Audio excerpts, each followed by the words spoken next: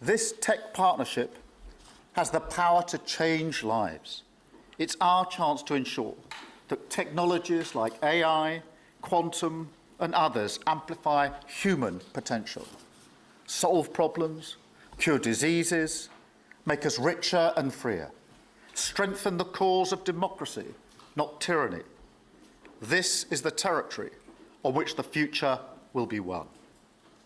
So this partnership today is a signal of our determination to win this race together and to ensure it brings real benefits in jobs, in growth, in lower bills, to put more hard-earned cash in people's pockets at the end of each month. That's what we're determined to deliver. And we're bringing businesses with us. We've just come from a fantastic meeting with business leaders where we set out this vision. They have responded with new deals and investment, breaking every record that we have. £250 billion flowing both ways across the Atlantic. That is a record.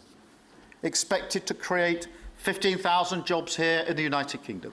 High-skilled jobs in cutting-edge sectors where people can build careers for the long term, changing lives in communities up and down our country. And look, while we shape this bond for a new era, the fundamentals have not changed. Security remains the cornerstone of this special relationship. We have the deepest, most advanced defence relationship in the world. Our warriors train together and they fight together. Our industries build together, everything from fast jets to the new AUKUS-class submarines. So now, as we drive up defence spending, we're going to sweep away the barriers to working together on new defence technologies so we can stay ahead of our adversaries. We're united in defence and security. Yes, absolutely. But we're also united in the pursuit of peace. We are working together to end the humanitarian catastrophe in the Middle East, get the aid in, free the hostages, and ultimately bring Israel and the region back towards a comprehensive plan which can deliver peace and security for Israelis and Palestinians alike. We're also working together to end the killing in Ukraine. In recent days, Putin has shown his true face, mounting the biggest attacks since the invasion began, with yet more bloodshed, yet more innocents killed, and unprecedented violations of NATO airspace. These are not the actions of someone who wants peace. So we've discussed today how we can build our defences further, support Ukraine, and decisively increase the pressure on Putin to get him to agree a peace deal that will last. And President Trump, you have led the way here, and we will continue to stand and work together for security and for peace. Mr. President, next year we'll celebrate the 250th anniversary of the United States. We've come on a long journey together since 1776. But it's no exaggeration to say that the partnership our two nations have built has shaped the world from the beaches of Normandy to the founding of NATO, to the creation of technologies that have revolutionised our lives. Time and time again, it is British and American men and women side by side, changing the path of history and turning it towards our values, towards freedom, democracy, and the rule of law. In Britain, we take huge pride in that. And let's be clear, this relationship is not just about history, it's about the future. It's about the benefits it delivers now and for decades to come, to make our people safer and better off. We've shown today that we're delivering those benefits, improving people's lives. So we will go into that anniversary year more optimistic than ever and more confident than ever about our two great nations and what they can achieve side by side. Thank you. And it is now my pleasure to give the floor to Mr. President. Thank you. Thank you very much, very much. Prime Minister Starmer, Melania and I are tremendously thankful for the wonderful hospitality that you and Lady Starmer have extended today at Chequers. Quite the place, I must say, quite the place. And we're grateful beyond words for the spectacular honor of the state visit yesterday at Windsor Castle, hosted by His Majesty King Charles III and Her Majesty Queen Camilla. These are two fantastic people. We will never forget it. As I said last night, the bond between our countries is like no other anywhere in the world. The United States and the United Kingdom have done more good on this planet than any two nations in human history. That is thanks in large part to the traditions of British liberty, which grew up on these isles, these beautiful, magnificent isles, and were carried by our ancestors to the New World. We're forever joined, and we are forever friends, and we will always be friends. This enduring connection is why I was thrilled that the United Kingdom was the very first country with which we made a historic trade deal, and a very good trade deal. He's a tough negotiator. I think it was a better deal for you than us, but these are minor details. It's a very good deal for both of us. He's a great negotiator who will extend our unparalleled security alliance into the realm of economic security for the first time, and I look forward to finalizing it very soon. We'll have it done very quickly. We have also just signed a historic technology prosperity deal, one of a kind, to ensure our countries lead the next great technological revolution side by side. In fact, we just left the business leaders, the biggest in the world. Some are in this room right now. And that was quite a meeting we had on business and trade and technology. This trip has galvanized $350 billion in deals across many sectors, and we're committed to ensuring that the UK has a secure and reliable supply of the best AI hardware and software on Earth. And we supply that, and we'll make sure we supply it in quantity to the UK. And we also are joining forces on quantum computing and nuclear power, a natural partnership for close allies. The United States, as you probably have heard, is doing better than it has ever done in terms of business and investment. The stock market has hit a new high, as you know, and that's for many, many days out of our fairly short 8 months. And we seem to be hitting new highs, and I think we're going to do much better even as time goes by. Jobs are at a record, and most importantly, we have more than $17 trillion, $17 trillion, and this is during an 8-month period being invested in the country, which is not only a record, but if you compare $17 trillion to the last year of the Biden administration, they did $250 billion. They didn't do $1 trillion for the 4-year period. We did $17 trillion of investment coming in. A lot of it's because of tariffs, and a lot of it's for a lot of other reasons, but there's never been anything like it. It's an economic superstar. That's what's become. It was mismanaged and badly handled for a long period of time, but it's not badly handled anymore. So that's a record, and remember, that's up until 8 months. We have another few months to go, and that number is going to get significantly higher, especially if we win a certain case that we're waiting to hear. That will be something like the world has never seen. I want to congratulate the United Kingdom on making the vital commitment to spend 5% of GDP on defense at the NATO summit this year. We've worked together very closely in so many ways. I'm very honored to tell you that we've solved 7 wars, wars that were unsolvable, wars that couldn't be negotiated or done. The U.S. has done 7 of them. The one that I thought would be easiest would be because of my relationship with President Putin, but he's let me down. He's really let me down. Was going to be Russia and Ukraine, but we'll see how that turns out. But that turned out to be, I thought it might be among the easiest of the group, but we had settled just about every conflict. And as you know, we're working very hard on Israel and Gaza. All that's happening over there.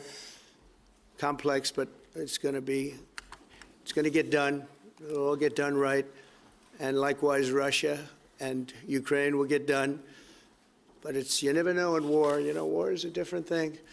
Things happen that are very opposite of what you thought. You thought you were going to have an easy time or a hard time, and it turns out to be the reverse.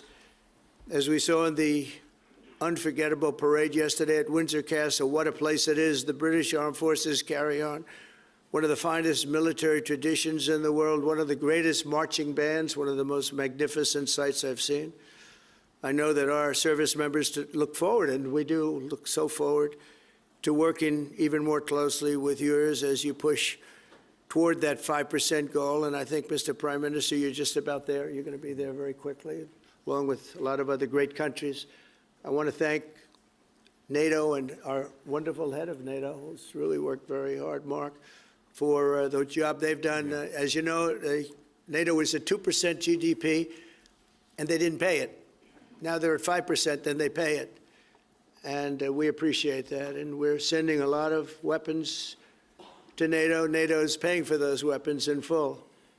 But we're sending them, and we're doing a great job at getting them what they need. And we appreciate the fact that they're taking care of it, because the United States is into that war for $350 billion. And just really very sad. It just got out of control. They didn't know what they were doing. But over the generations, British and American warriors have shed their blood side by side in defense of liberty and freedom. And that's why it's so imperative that the United States and the United Kingdom stand together for these fundamental rights and values of the English-speaking world. And we've always stood together, and we will continue to. Just last week, a great American, Charlie Kirk, was heinously assassinated for speaking his mind. He was a great young man, incredible future. Some people said he might be president someday. I told him, I said, Charlie, I think you have a good shot someday at being president. And he just wanted to take care of youth. He loved youth. I've never seen anybody relate to youth like Charlie, and they related to him, and they're devastated. But I appreciate the many British citizens who have offered their condolences. And again, Charlie was a great person. We'll be going out to a service on Sunday. I'll be leaving with some of the people in this room just to celebrate Charlie and all that he's done. So incredible. Never seen anything like it. But I hope that together our nations can lead a movement to defend the glorious traditions of freedom on both sides of the Atlantic. There could be no greater tribute to the immortal bonds of affection and loyalty that unite the British and the American people for all of time. We have a relationship like no other. It will always be that way. We will always be united. We'll always be together. And I just want to thank you, Mr. Prime Minister, for the great job I think you're doing. Thank you very much. Thank you. Thank you.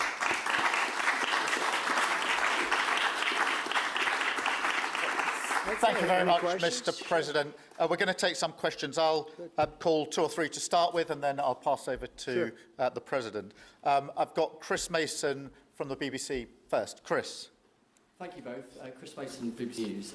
Mr. President, the UK is expected to recognise a Palestinian state in the coming days as the killing in Gaza continues. It often seems that you're the only person that Israel will listen to. What more can you say to them to tell them to stop? And why is the UK's position on a Palestinian state, in your view, wrong? And Prime Minister, what will the recognition of a Palestinian state actually achieve? Is it not just gesture politics to appease people in your own party? Thank you both. Well, Chris, let me just start with that, because we discussed this amongst other things. We had the best part of an hour, I think, upstairs earlier today, just one-to-one, going through a number of affairs, world affairs, in private. And we absolutely agree on the need for peace and a roadmap, because the situation in Gaza is intolerable. The hostages have been held for a very, very long time, and they must be freed. And we need aid to get into Gaza at speed. And so it's within that context of a plan for peace, which we're working hard on, which not only did we discuss this morning, but our two teams have been working together on, that the question of recognition needs to be seen. And so it's part of that overall package which hopefully takes us from the appalling situation we're in now to the outcome of a safe and secure Israel, which we do not have, and a viable Palestinian state. Thank you. Well, simply, I want the hostages released now, right now, not 1, 2, we'll give you 3 more tomorrow, and, you know, like it's been, but we're the ones that got all the hostages released. We got many, many came to the Oval Office, and I've heard stories like I've never thought even possible.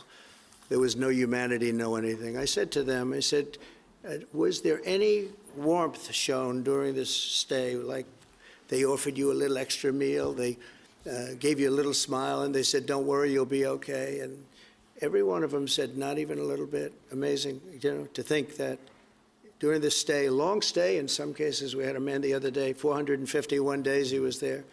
I always ask that question. And was there any warmth shown? Just a little word of, you know, encouragement.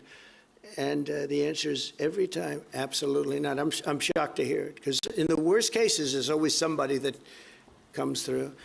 We have to remember October 7th, one of the worst, most violent days in the history of the world, not just there, the history of the world. And I got to see the tapes, and I wish I didn't see them, actually, but I got to see them.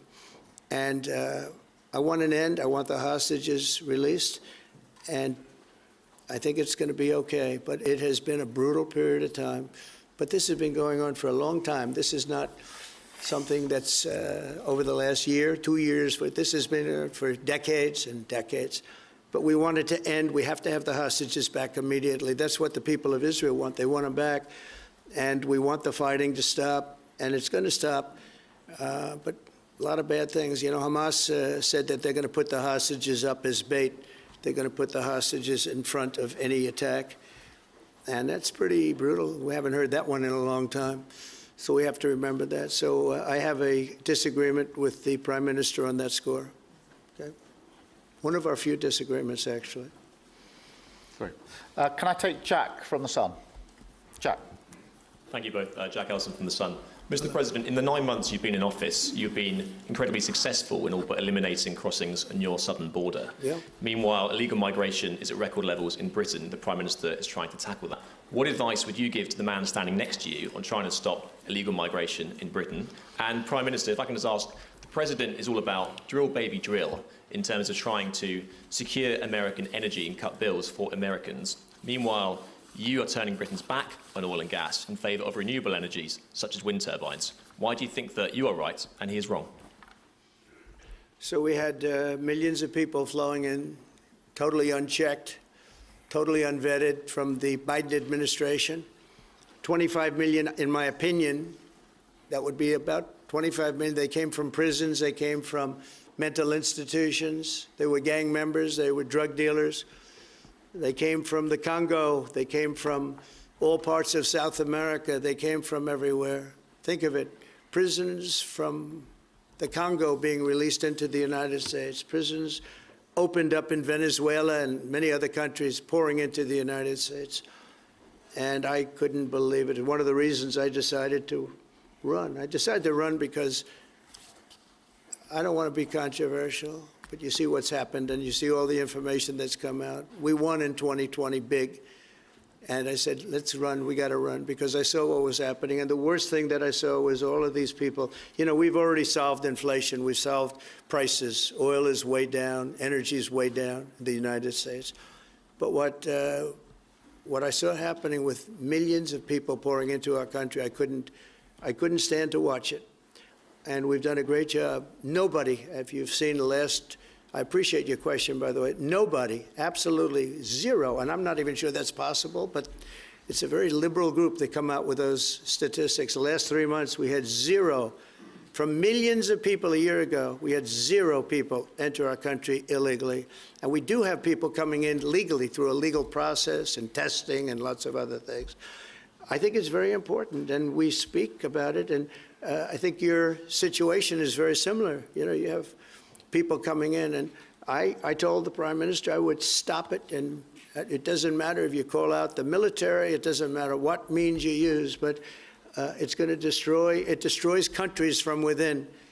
And we're actually now removing a lot of the people that came into our country. It's a very hard chore. We were given a very, very bad hand. Millions of people came in from prisons and mental institutions. We have to remove them.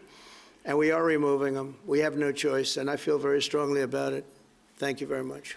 Jack, let me just deal with the question of returns, because this is obviously an issue we're taking incredibly seriously. We've struck a number of deals both on cooperation with other countries, because this is a problem right across Europe, to tackle the problem of actually breaking up the gangs that are running this trade. We have had a record number of returns, over 35,000 now since we came into office. That's the highest number for the best part of 10 years. We struck the returns arrangement with France, and notwithstanding the challenges to that scheme, which you've seen in the last few days, a flight went off at 6:15 this morning, successfully returning someone under that scheme. So that is an important step forward. Obviously, there's no silver bullet here. There's a range of things that need to be done. But given the challenges of returning people, it is important that we're able to prove it can be done. It was done. It was done early this morning. So I can confirm that that flight went. It went successfully. And I'm pleased about that. Now we need to ramp that up at scale, which was always envisaged under the scheme. But it's very important that we have been able to prove that the proof of concept, if you like, that this can be done, and will continue in that way.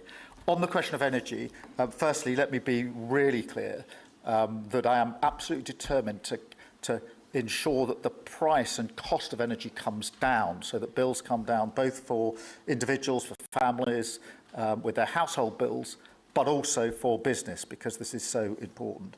The mix will include oil and gas for many years to come from the North Sea.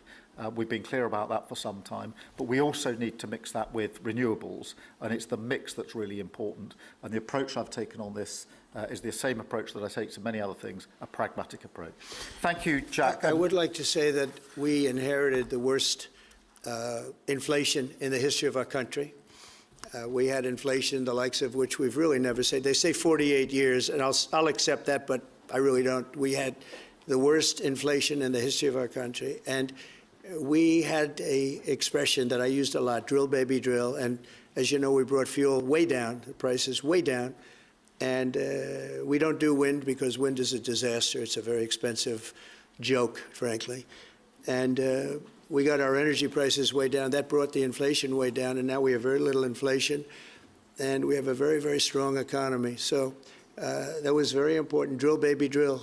And you have a great asset here, and we spoke about it. It's called the North Sea. The North Sea oil is phenomenal, and I hope, because I love this country, you know. My mother was born in Scotland, and the Hebrides, Stornoway, that's serious Scotland. We were talking about it.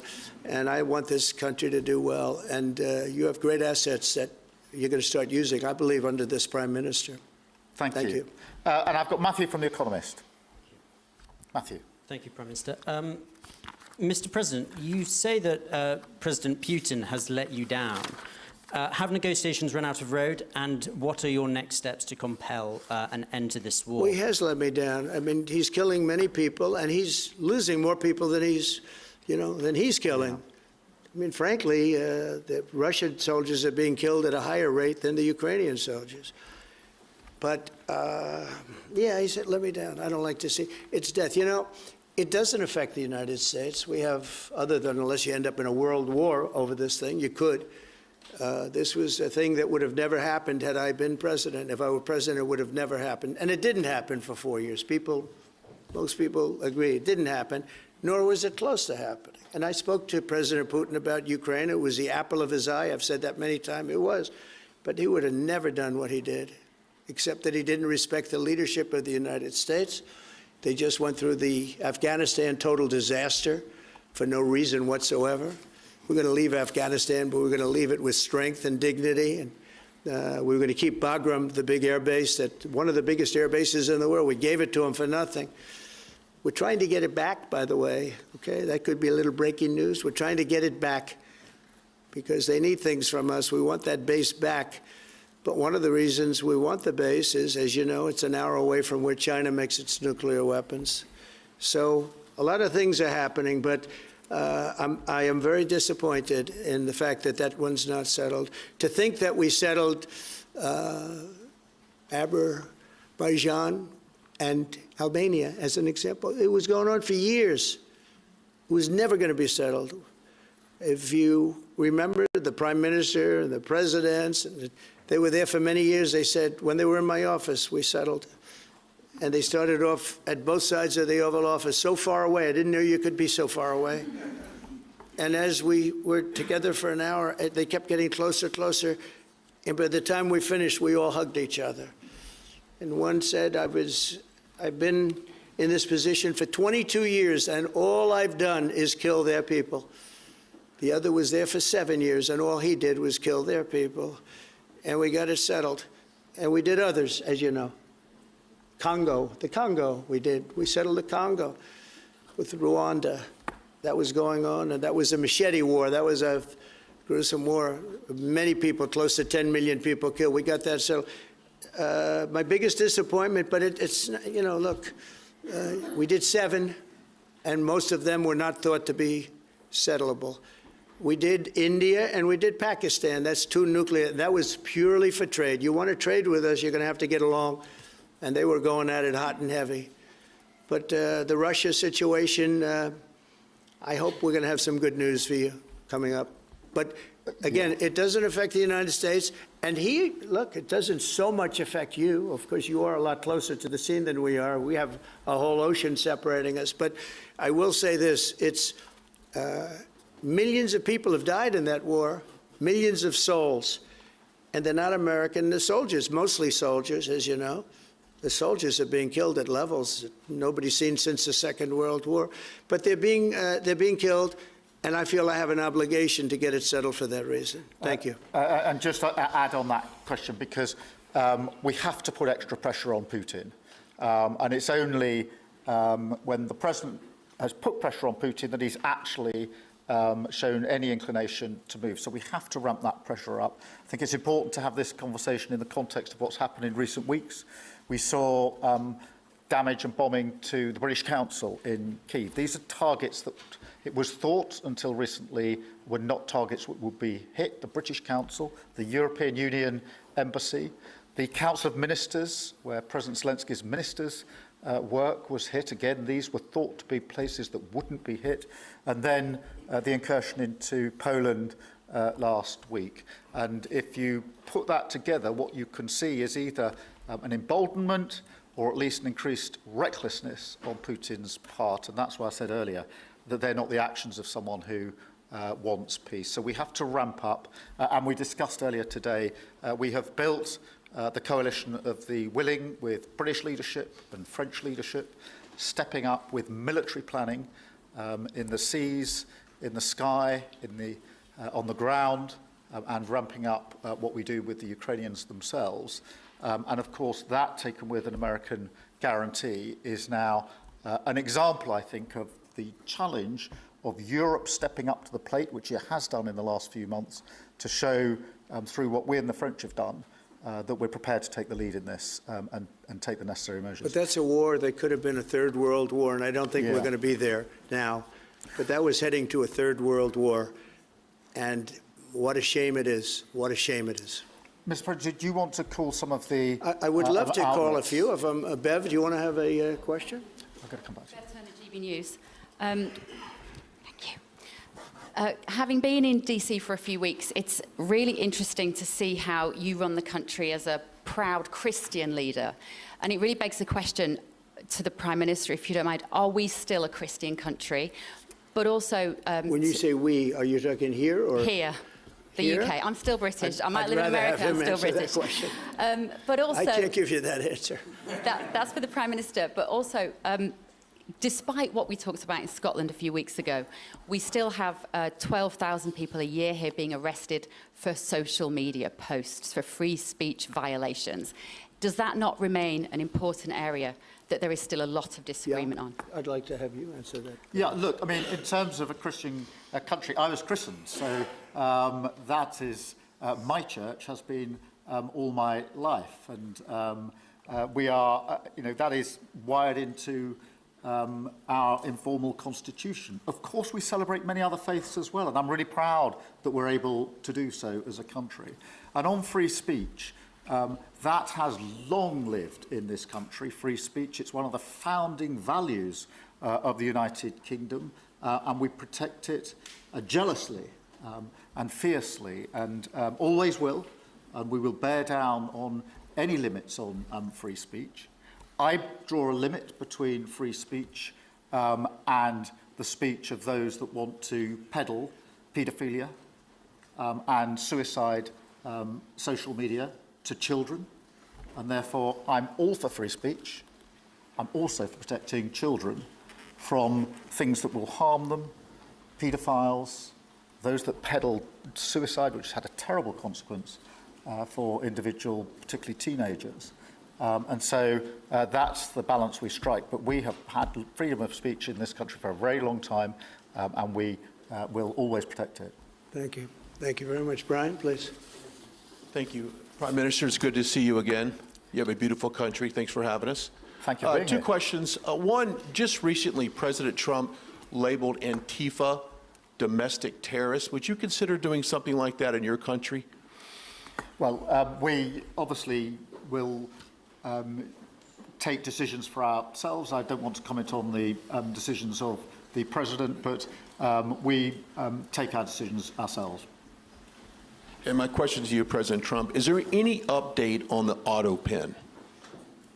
Yeah, it's just gotten worse from their standpoint. The people that used it, and in particular one person, was never told by Biden to do it. Only spoke to Biden twice, and that was just talking about the weather, not talking about any order. And he was taking orders from people other than Joe Biden. Joe Biden wasn't giving those orders. You know, Joe Biden didn't believe in open borders. He didn't. I've known him for a long time. He was never the brightest bulb in the ceiling, as we know. You can go back 40 years ago and you'll see that. Go back and take a look at the hearings on Justice Thomas, and you'll see that very much. But he didn't believe in open borders and all of this nonsense that they're peddling now, which is why they're not in office any longer. It's a shame. The auto pen was illegal. It was illegally used. He never gave the orders. He never told them what to do. And I guess the only one he signed, or one of the few he signed, was the pardon for his son. But you had the congressman who, when they got the information, they found out they were guilty, and they deleted and destroyed all information, everything. You couldn't get any of it. They found out that Nancy Pelosi actually was offered the 10,000 soldiers, and she turned them down. They found out many things that were very bad. So they deleted and destroyed all information. You talk about freedom of the press and freedom of speech. How about that one? And there's not a thing. This is after a year and a half of hearings. They destroyed everything. And somebody's got to be held responsible. So Biden, what he did is they knew, I don't think he knew, but somebody knew. I don't think Biden had a clue about anything, if you want to know the truth. But they gave a pardon to those congresspeople. They gave a pardon. Those people are so guilty. They gave a pardon, but Biden didn't know about it. The people, whether it's Lisa or any of those people in there that really ran it, I know them all. And they're sick people. They're smart people. They're very smart. They're probably brilliant, but they're sick in ideology. And they were running the auto pen, and it was totally illegal what he did. And I hope it's going to be so adjudged. Did you want to take one more, and then I'll Okay. go back to British? Let's see. Peter, go ahead. Thank you, President Trump. In the deal that you're working on for the Chinese to sell TikTok to an American buyer, are the Americans going to have to come up with their own algorithm, or are they going to continue to use the successful but addictive Chinese algorithm? So what we're doing, and we're speaking to President Xi on Friday to see if we can finalize something on TikTok, because there is tremendous value, and I hate to give away value, but I like TikTok. It helped get me elected. In fact, Charlie said, "Sir, you ought to get on TikTok. You'd be great." I said, "Really? Tell me about TikTok." And we, as you know, we did unbelievably well with youth, like at a level that no Republican has ever even dreamt of. And in what, look, I think we won it for a lot of reasons, but that was a reason we won the election by such a big number. TikTok has tremendous value. The United States has that value in its hand because we're the ones that have to approve it. I specifically get the right to approve it. The people that are investing it are among the greatest investors in the world, the biggest, the richest, and they'll do a great job. And we're doing it in conjunction with China. But we are getting, the United States is getting a tremendous fee plus, I call it a fee plus, for just making the deal. And I don't want to throw that out the window. I can say this, that you'll have a lot of very unhappy youth. And I use TikTok very legitimately, very straight, just statements every day, little statements, short statements. "Sir, make it short, please." And TikTok Jack, we call him. It was pretty good. Did a good job for me, I guess. But no, I'd rather reap the benefits. I mean, the kind of money we're talking about is very substantial. And it'll be owned by all American investors and, the best investors and the, very rich people and companies are going to be owning it. Very, very straight, very legitimate companies, and really companies that love America. So they're going to be owning it. It's a big thing. And on a much bigger scale, and probably that's why we were able to get that, but on a much bigger scale, we're pretty close to a deal. We may do an extension with China, but it's an extension based on the same terms that we have right now, which are pretty good terms. And my question for Prime Minister Starmer, if you feel so strongly about officially recognizing Palestine for statehood, why are you waiting for President Trump to leave the country? Why can't you just do it right now? And isn't there a risk in rewarding Hamas with that? Well, let me be really clear about Hamas. They're a terrorist organisation who can have no part in any future governance in Palestine. And what happened on October the 7th was the worst attack since the Holocaust. We have extended family in Israel. I understand firsthand the psychological impact that had across Israel. So I know exactly where I stand in relation to Hamas. Hamas, of course, don't want a two-state solution. They don't want peace. They don't want a ceasefire. So I'm very clear where I stand on Hamas. Okay. On the question of recognition, I made my position clear at the end of July as to the timing, which has got nothing to do with this state visit, and I've discussed it with the President, as you would expect amongst two leaders who respect each other and like each other and want to bring about a better solution in the best way that we can. Thank you so much. Can I go back then to Robert at ITV? Robert Person, ITV. Mr. President, you uniquely, you alone in the whole world, have the power to persuade Prime Minister Netanyahu to stop the demolition of Gaza City, to stop the starvation of Palestine, and to stop the killing of civilians.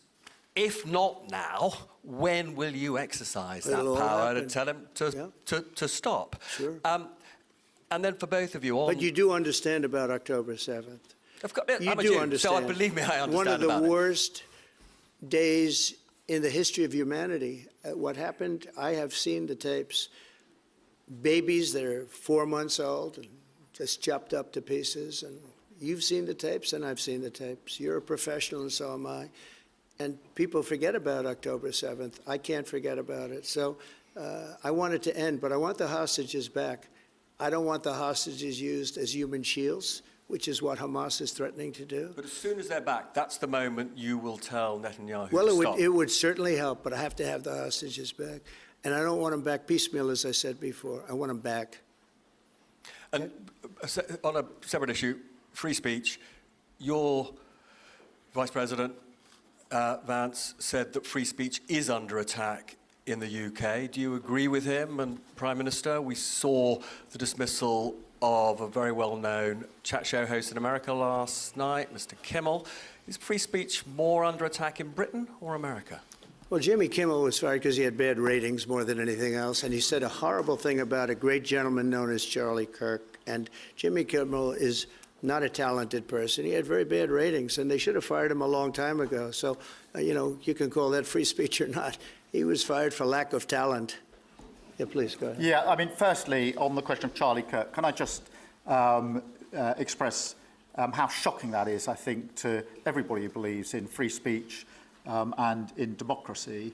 It sent shockwaves through the world, and I know that he was a friend of the president, and I reached out straight away to the president because I understood how impactful it would be on him and his family. And we all need to be absolutely clear about that. Whatever our political views, it is shocking and is to be condemned. On free speech, not much to add to the answer I gave earlier. This country's had free speech for a very, very long time. It is part of who we are as a country, and it is the values that we fought for. We fought for it during the Second World War alongside each other. So we need no reminding of the importance of free speech in this country. Thank you, Robert. And I go to Beth for the final question, please. Beth. Thank you so much. Sky. Thank you, Beth Rigby, Sky News. Thank you, Prime Minister. If I could start with you. Prime Minister, President Trump has said he's ready to impose major sanctions on Russia if NATO countries stop purchasing Russian oil. He's got a point, hasn't he? Is that what you now believe is needed to bring Putin properly to the table?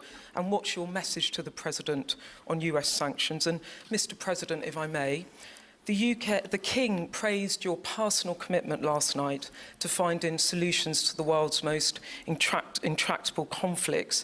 You have invested much of your time and effort in Ukraine, but even as you seek to broker a deal, President Putin is escalating the war. He's firing drones into NATO airspace. You say he has let you down.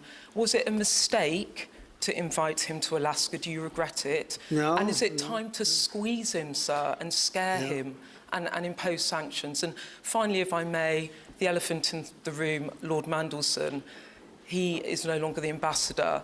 Do you have some sympathy with him that he lost his job over historic links to Jeffrey Epstein? Thank you very much, sir. I don't know him, actually. I had heard that, and I think maybe the Prime Minister would be better speaking of that. That was a choice that he made, and I don't know. What is your answer to that? Well, I mean, it's very straightforward. Some information came to light last week which wasn't available when he was appointed, and I made a decision about it, and that's very clear. On the question of the pressure on Putin and on Russia, which is obviously really important, look, I think it is a challenge to Europe. There are a number of European countries which are too reliant on energy from Russia. The UK actually obviously has almost got nothing at all, but we do need to bear down and work with our European counterparts here. There are one or two countries, I think, that do need to look again at the question of energy. There's no one silver bullet here. We do have to have a wider suite of sanctions, which we've put in place a number of times, working across Europe and with the United States. And of course, we must, and we are, making sure that Ukraine is in the strongest position now, because one of my long concerns here has been that whilst we talk about a ceasefire, and we all want a ceasefire, and we talk about what might happen after a ceasefire, we mustn't forget that Ukraine needs our support now, and we've said we stand with Ukraine from the start to the finish, and that means we must continue to supply them with what they need in order to fight this war, which of course resulted from and is a result of Russian aggression. We have particularly done the sort of leadership role in the coalition of the willing, so that if there is a ceasefire and if there is a deal, and I do hope there is, that is then lasting and not then broken, because given previous history, I don't trust Putin. Thank you. Very simply, if the price of oil comes down, Putin's going to drop out. He's going to have no choice. He's going to drop out of that war. And when I found out that the European nations were buying oil from Russia, and as you know, I'm very close to India. I'm very close to the Prime Minister of India. I spoke to him the other day, wished him a happy birthday. We have a very good relationship. He put out a beautiful statement, too. We have But I said, I sanctioned them. China is paying a very large tariff right now to the United States. But I'm willing to do other things, but not when the people that I'm fighting for are buying oil from Russia. If the oil price comes down, very simply, Russia will settle. And the oil price is way down. We got it way down. We're drilling and we produce more oil than anybody else in the world. We're doing a lot. But I was disappointed to see that. And the Prime Minister was disappointed to see that. And it wasn't him. It was other countries. And you can't do that. You can't do that. You can't. That's not playing fair with the United States. And we can't have that. Thank you. Thank you very much indeed. Thank you. Thank you. Thank you. Thank you. We have been listening in to U.S. President Donald Trump and UK Prime Minister Keir Starmer at a joint press conference to wrap up an extravagant and unprecedented second state visit by the U.S. president to the UK. Now, some of the key themes that we heard during the course of that question-answer period with the press included investment in defense, pointing to the resolution of conflicts involving Ukraine and Russia and Israel and Hamas. Trump said Vladimir Putin has let him down, in his words, while Starmer spoke of increased defense support for Ukraine and the need to continue putting pressure on Russia to put an end to the conflict that has, according to multiple reports, resulted in hundreds of thousands of deaths. Also, we know that just as Canada is doing at the UN General Assembly, the UK will be recognizing Palestinian statehood as that conflict intensifies with a growing need for aid in Gaza. And as the UN Commission of Inquiry says Israel has committed genocide against Palestinians in Gaza, there was a question on that, and Trump said he is in disagreement with Starmer on that issue of recognizing a Palestinian state.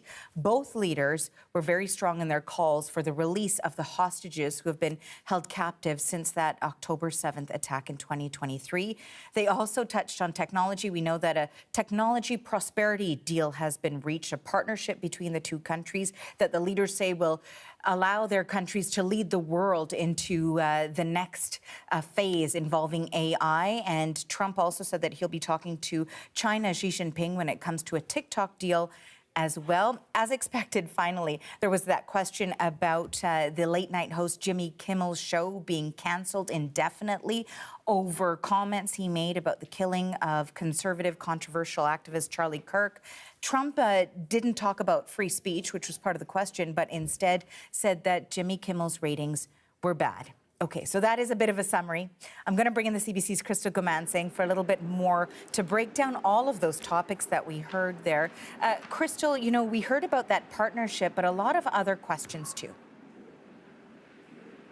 Yeah, Arthi, this really was quite a wide-ranging press conference that went on for a good amount of time. And you did detail a number of the issues which we were anticipating hearing from. It really started off with that commitment to this great friendship between the two countries. We had UK Prime Minister Keir Starmer talking about that friendship was forged together on the beaches of Normandy to the creation of NATO. Then we had US President Donald Trump sort of add that, saying no two countries have done more good for the world, for the planet, actually was his word, than the United States and the UK together. They talked about that technology agreement, 250 billion pounds worth of investment going back and forth across the Atlantic, securing a relationship in the future of quantum computing and artificial intelligence. And then we moved on to some bigger issues, the points that potentially could have taken these two men off script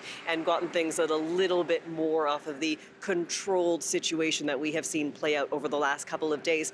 They both did stay on script as we expected them to, even when UK Prime Minister Keir Starmer was asked. And, we saw him sort of waver a little bit, and it was probably the only time when he did, when a journalist asked him if the United Kingdom was still a Christian country. He said it is his faith, but the United Kingdom celebrates many faiths and that he's proud of that. The question of free speech in the UK, Keir Starmer was also asked about that, said it is a fundamental issue here. He only takes issue when it comes to the safety of children and putting children at risk.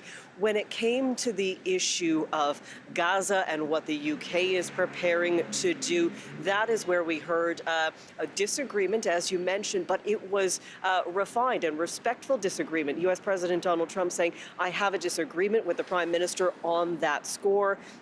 He was asked about his, relationship with Israel and Israeli Prime Minister Benjamin Netanyahu and the power that the United States has to influence policy in Israel. He said, Donald Trump said that October 7th was the worst day of humanity and that he cannot forget October 7th, that he wants to see all of the hostages returned immediately, returned at once. And then we did hear Keir Starmer saying, listen, the United Kingdom is still preparing to recognize a Palestinian state. That will be done at the UN General Assembly next week. It has nothing to do with waiting until the U.S. president leaves. So while they disagreed there, they still did have a respectful disagreement. That does show that potentially this was a very productive meeting. They said they talked about international issues for about an hour. When it comes to Ukraine, we did hear Starmer try to really push forward this issue. It isn't necessarily new, but it is the fact that we are hearing again from the President of the United States saying that, Vladimir Putin has disappointed him, saying Putin has let me down. He's really let me down. Talked again about the killings, but this time he talked about the number of Russian soldiers dying.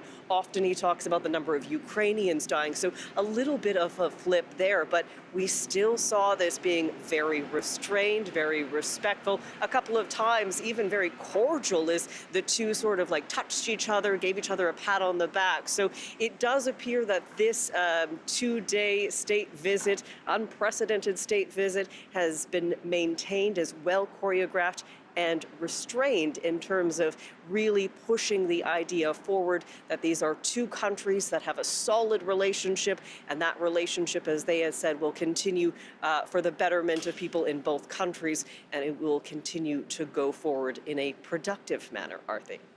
Okay, thank you for that, Crystal. That is the CBC's Crystal Gomansing reporting for us from London.